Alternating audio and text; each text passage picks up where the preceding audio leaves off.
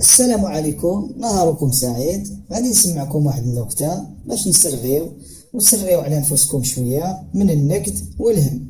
النكتة كالآتي: اسمعوا واعوا وافهموا. قال لك هذا واحد السيد نعم سيدي جا من الخارج ودار واحد الزردة وعرض على الجيران ولا فامي وجاب الطلبة وعرض على واحد جارو مبلي بالحشيش، الله يعفو علينا وعليه وعليكم وعلى كل مبلي. نهار اللي دخل مسكين داك المحشش لقى الطوابل كلهم عامرين الا الطابله ديال الفقهه اللي خاويه.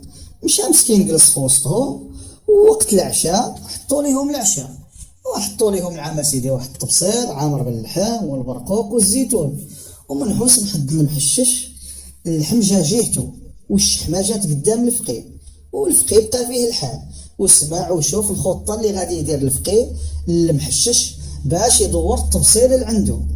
وهو يقول لهم سبحان الله العظيم سبحانه وتعالى، ملي يبغي يدور الكون كيدير ليه بحال هكا. هو يدور التفصيل واللحم في جهته، المحشش تعصب وتقلق وبقى فيه الحال. هو يقول له الفقيه ما جاوبوش، دار راسو ما سمعش، وهو يغوت عليه واسي الفقيه انت هو ربي. جاوبوا الفقيه لا استغفر الله العظيم. ايوا قال له رجع الكون كيف كان. والسلام عليكم ورحمة الله تعالى وبركاته، الى لقاء قادم باذن الله.